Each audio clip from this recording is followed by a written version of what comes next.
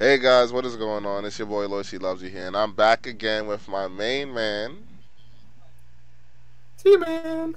and we're What's back up, for guys? season 3 with the MBL. I'm super excited to be back with Tommy. I think last season we did pretty well, and going on forward with season 3, we're looking to take it all home this year with our new squad that we have here. You guys probably seen in the video before with the the draft analysis. But let's get started on the mons that we've have selected for week one against a pretty well-known team, obviously, with Team Dreamball, the two-time MBL championship team. Yeah, they were one of our few losses last year, so getting them week one is a little bit rough. We have a very tough first few weeks. We have them, we have Cyberbaz, we have 2D greater than 3D, like week 3 or 4. So it's gonna be a rough gauntlet in the beginning, but we're gonna try our best, and I think we have some pretty good ideas on what we need to do to beat these teams.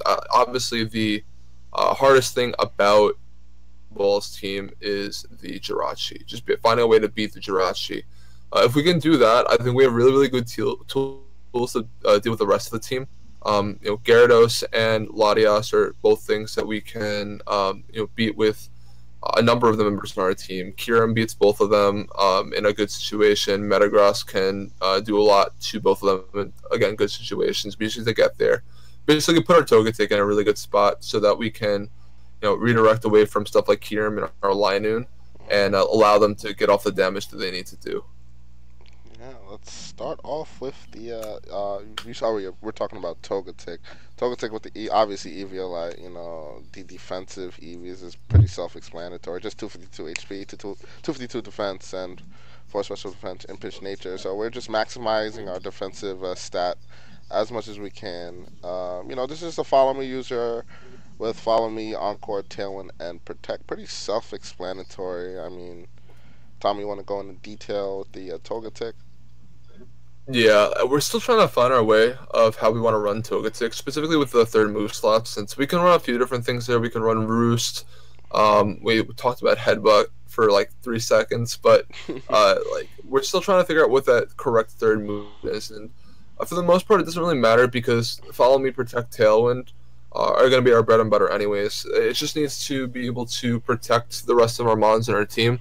They don't have a terribly offensive team, which is really good for us. It should allow us to, utilize stuff like our Linoone and our Kyurems to get more damage off very quickly if they're not able to deal with the Togetic efficiently. But the problem is that we also can't really deal with their Jirachi quite well. So as long as we're able to, figure out how to deal with that, I think we should be all right. But Togetic, with Jirachi in mind, is able to take, I think it's like 3 or 4 Iron Heads from Jirachi, since I'm imagining that they're not going to be running bulk.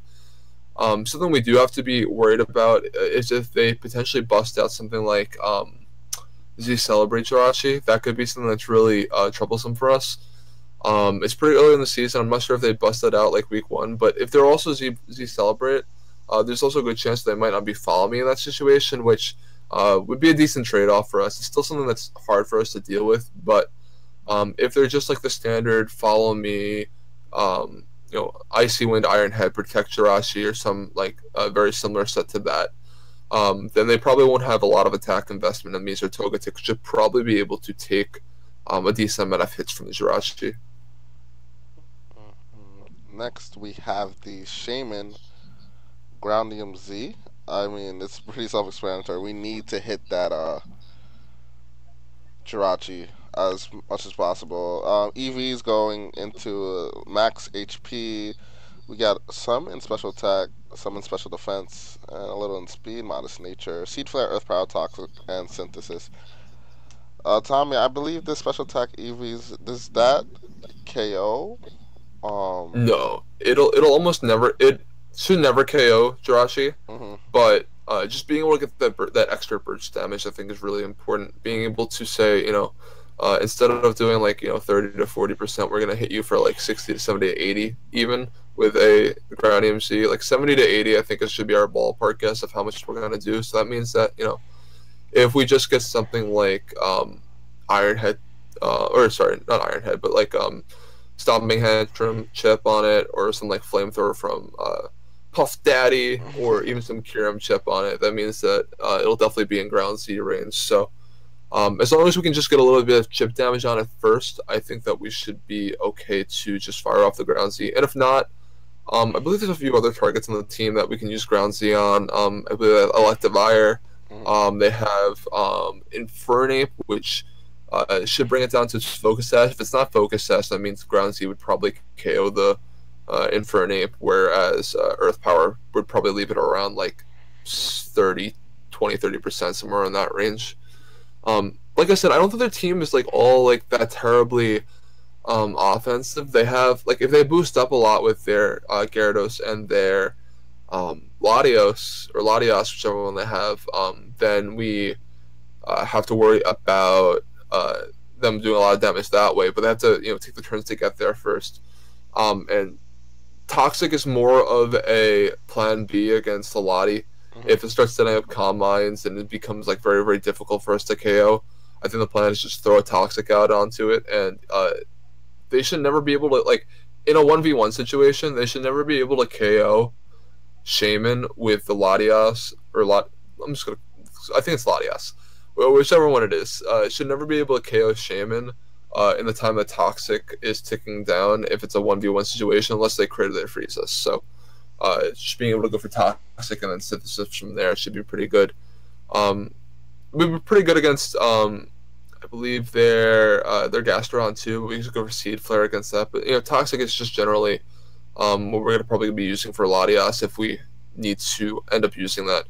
If we can just hit it with Dragon Claw or Extreme Speed or Hybrid Voices, then we won't have to worry about it. But if we do need to get into a more grindy end game as opposed to a more offensive one, then we have Toxic if we need it. Yeah, I'm honestly just really, really nervous about the Jirachi now that I'm really taking a look at their team. But I feel as though, like you said, if we get some chip damage and we do get that little surprise ground Z off, if we're able to hit it, we should be in a pretty good spot.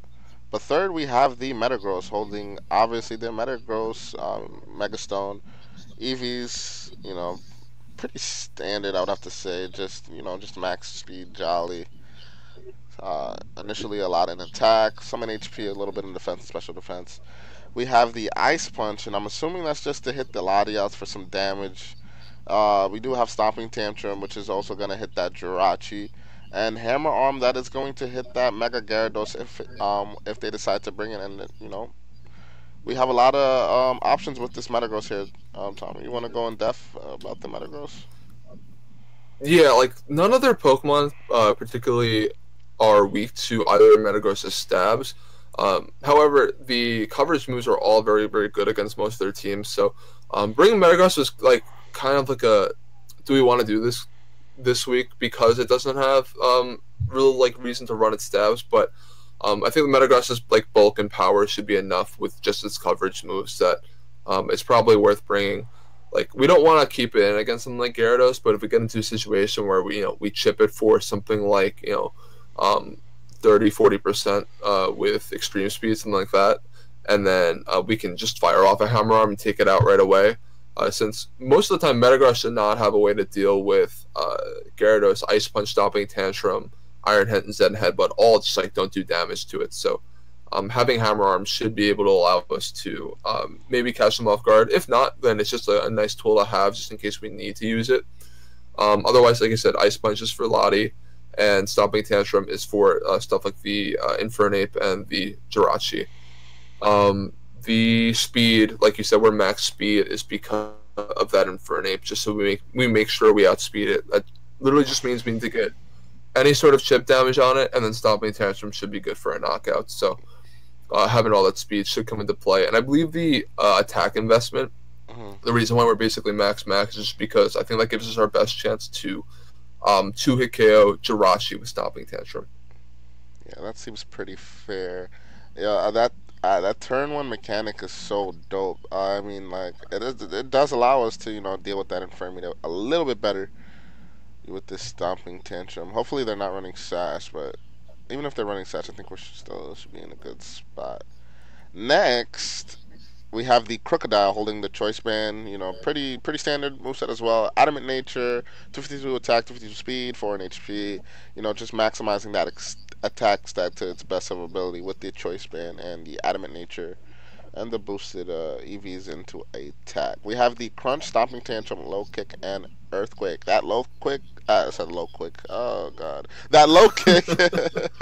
I'm pretty sure it's just hit that Mega Gyarados if need be. Crunch is going to Yep. do a lot of damage to that Latios, a lot of damage to that Jirachi. And Earthquake is Earthquake. There's not much to say about that. It's just hitting everything on their team. That Jirachi, also that Gyarados for with that choice band should be doing more than obviously 35. I think it should hit like 40, 45 to Gyarados. I'm not sure. Maybe. Yeah, with a ban around like 40%. Yeah. Yeah. Hitting that Infernape, deleting Infernape, and Gastrodon will take damage. Electivire's dead. Drapion is pretty much dead as well. Well, not dead, faint. Well, they will faint from any ground type stab move from this mon that we have here. Yeah, I don't think we're gonna plan on bringing Krookodile. I think that's the game plan. But yeah, like Mm-hmm. you said, they have Drapion, they have Electivire, they have all these Pokemon that really do not like Mm-hmm. um, playing against Krookodile. The problem with Krookodile is it's very frail, Mm-hmm. and because of that, it's a liability against something like Jirachi. That means that if they're able to, redirect and just take out protect their other mons, and unless we are running Ground Z, there shouldn't be a reason that we would be able to take out Jirachi. I just think that they're going to be, prepping very, very hard for Krookodile. Mm-hmm. And I don't think they're ever going to let us get off of Ground Z in this game, which is why we're just not running something like Ground Z here. So, with that in mind, we're bringing Krookodile mostly to team preview, just to say, if you're going to, bring your Drapion, your Electivire to team preview, you're probably not going to be bringing them after seeing the Krookodile here. At least hopefully that's the case.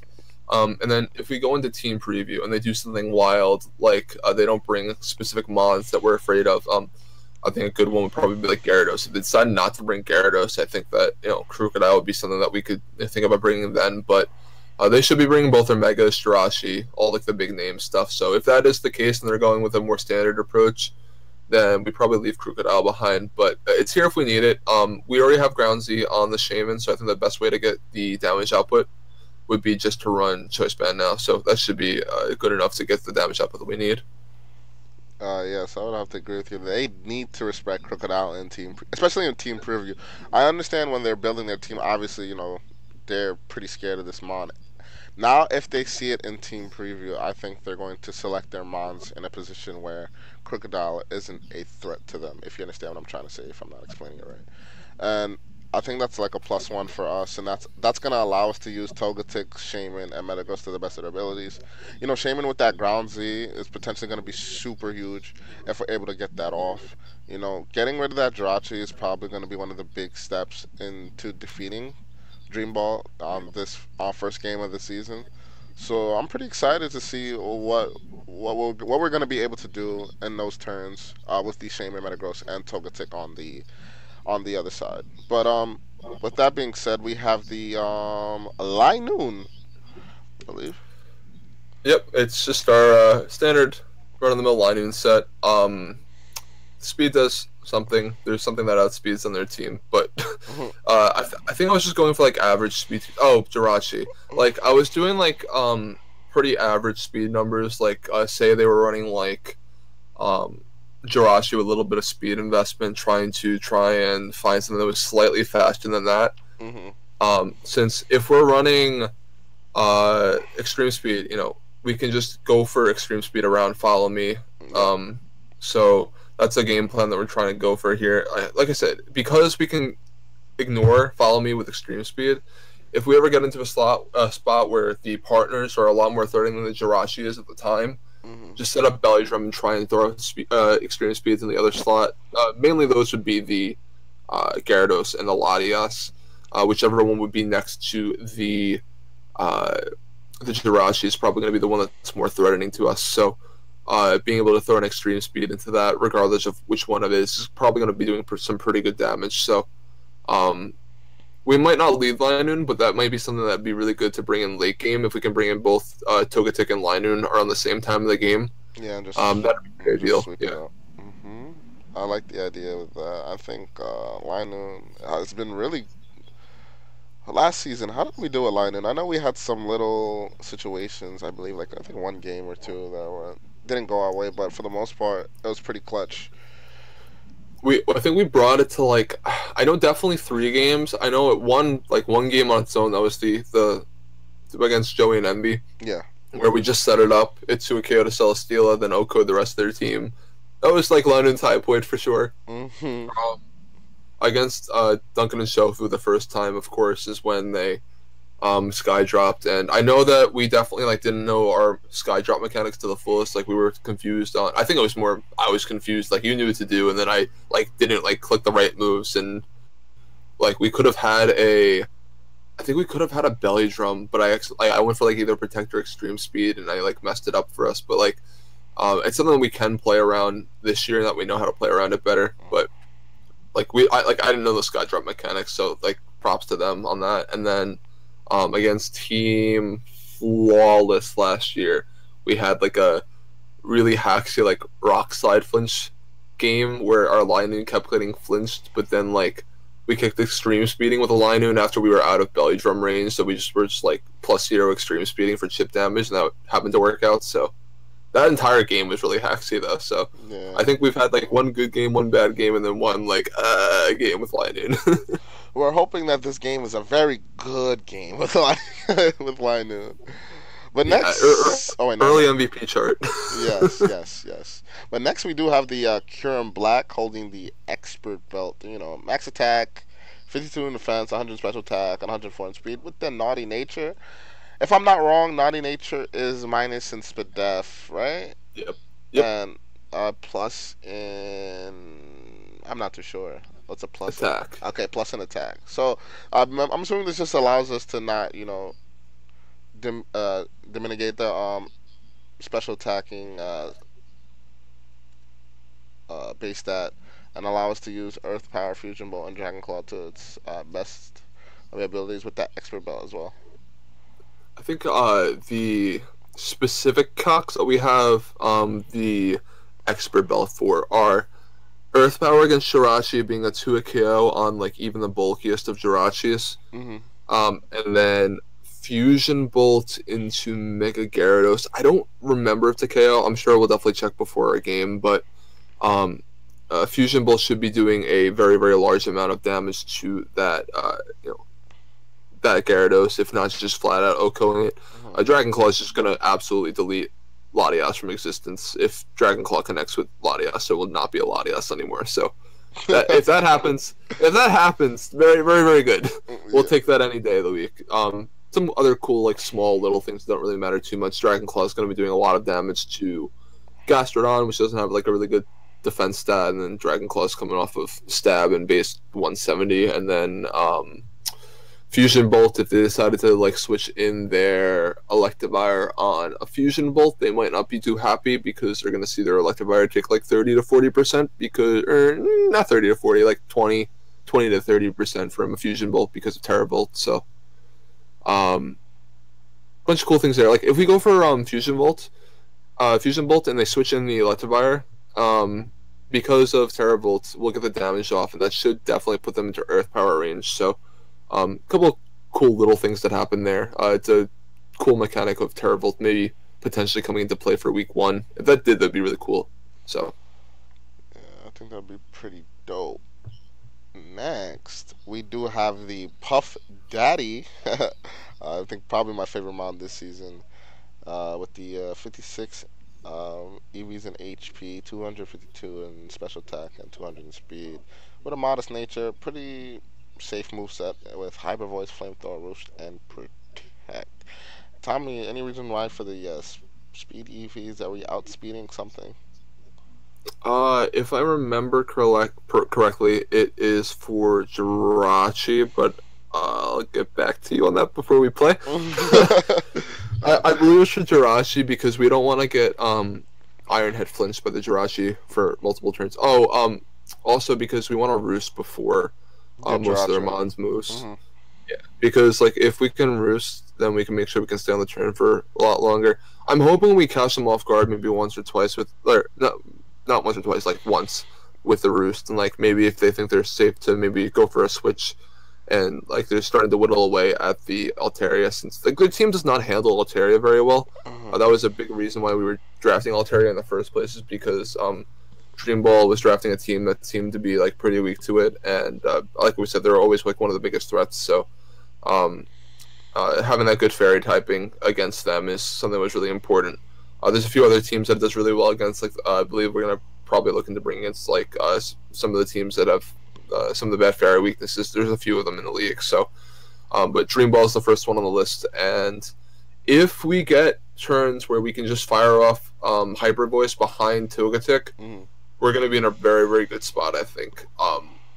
And if they're running fast Jirachi, that's the only thing I'd be really afraid of, because then they can, you know, be faster than us, Iron Head flinch the Puff Daddy if we don't have Togetic on the field, and all of a sudden we're taking way too much damage, because the difference between running bulk and running speed is the chance to get Iron Head flinched. Like you're gonna live for this like a very similar amount of turns if you can get roosts off. Mhm. The difference is if they are faster, then that means they're gonna be doing a lot of damage and potentially flinching us, and that's just something we have to be aware of when we play, because if they do start, you know, flinching the Altaria, that's something that's really really bad that might be very hard to come back from. But we have enough fast mons on the team to deal with it. We have Tailwind on the Togetic, so I'm not too worried about it, but it is something we have to be very aware of, that they could be running either non-support Jirachi, although I imagine it's probably just going to be Follow Me, and then they could also just be running fast support Jirachi. So a bunch of things we have to take into account, but I think regardless of what it is, we still have ways to deal with it, and I'm not too worried. Yeah, for the most part, I think Altair is going to be pretty huge.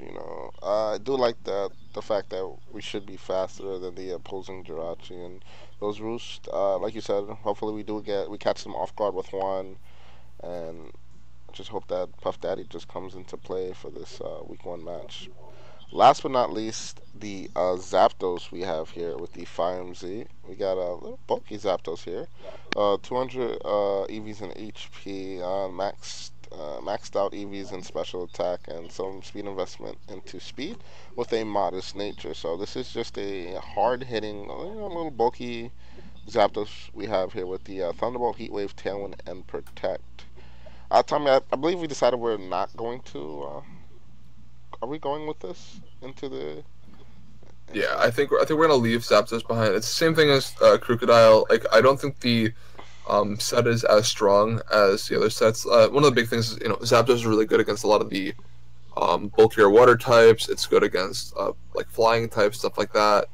And it's not like Dream Ball has a lot of those. Like the biggest thing that we could hit with it would be like Gyarados, and then of course Fury will hit the Jirachi very hard. But overall, it just doesn't do enough, and we have to make the decision to run either bulky Zapdos with with a bulky item, or you run offensive item Zapdos. So either Furium or would Berry would be the other case, and I think both of them have their problems. I think Furium Zapdos doesn't have quite enough bulk to stay on the field long enough to do damage, while I don't think the Berry Zapdos has enough offensive damage output to justify bringing, because like they have a slow team in terms of momentum. Like they have to take a few turns to get set up with the Dragon Dances and the Combines from the Lottie and the Gyarados. But with something like a slow Gyarados on the field, that's something they can freely take their leisure to do. So opt for the more offensive mons, the Linoones, which will if you just let it get up a belly drum, it's going to go for extreme speeds, and then Kyurem and Altaria, both of which threaten both Gyarados and Latias. So Zapdos is just the odd one out here, and I don't think that it's going to change too much what they do at team preview, since I don't think Zapdos is just too much of a stronger mon anyways. But I do think it's the best mon in case we want to change something up at the last minute going into team preview. Like we said, if we see something funky on their team, like maybe we can abuse the fact that certain mons are on one side, and we can definitely take out a Gyarados and then take out something that's weak to Fury MZ behind it. So if that's the case, then we'll look at it at a team preview. But odds are that we're probably leaving both Zapdos and Krookodile behind. We don't always go into every week thinking that we're gonna definitely leave two mons behind, but I think this is just a mashup where we're so certain about which mons are going to be better against their team that we have to basically game plan to think what are we going to be doing with these 6 mons as opposed to potentially what we do with these 8 mons, just because Zapdos isn't as strong, and then Krookodile, while being very strong against their team, I think they're going to over prep for it, and that we'd have no shot to get any damage out of Krookodile anyways. So a lot of things to keep into account, but I think we're pretty happy with our game plan. I think we're pretty happy with, like you said, with the game plan, and also going into this match. I think we're just going to need to just play to our best ability. I don't think we've ever beaten Dreamlaw, and I think this week 1 we could probably steal a win here. Just need to select the moves and click the buttons correctly, and we should be fine for the most part. Also, I just want to give a big shout out to Tommy, because Tommy has been putting in lots and lots of work on this team, especially, and drafting the mons as well. Me particularly, I haven't been so into it, but I'm crawling back into the Pokemon community once again. I've been gone for a while, so I just want to give a big shout out to Tommy. He's been doing God's work when it comes to drafting and making the EVs and choosing the mons for the week. So big shout outs to you, Tommy. I hope we could clutch out this win. I know my man's gotta make that money, gotta do that grinding work schedule. So I'll do my help when I can, and I know it'll be around. We need to get those W's. So just focus on getting those W's this week against Dream Ball. That'll be a huge first win, since if we get a win against Dream Ball, that's probably our biggest obstacle out of the way. And then from there, we just play our game every week, and still have tough opponents ahead. We have Cyberbass next week, even if we do win, but it'd be a really, really, really good way to start the season. Yes, sir. And I think that will conclude our video we have here today. Thank you guys for popping out to the Team Builder video against Team Dream Ball. Tom, you have any last words? Yeah. Good luck to Marcus. I know we'll see Wolf at Worlds, and I'm sure there'll be a lot of fun bragging rights, but otherwise it should be a pretty fun match. Yeah, thank you guys for watching. If you guys like the video, just leave a like. If you guys want to subscribe to Tommy's channel, it'll be under the link down below in the description. Thank you guys for popping out. Also, hashtag protect the children.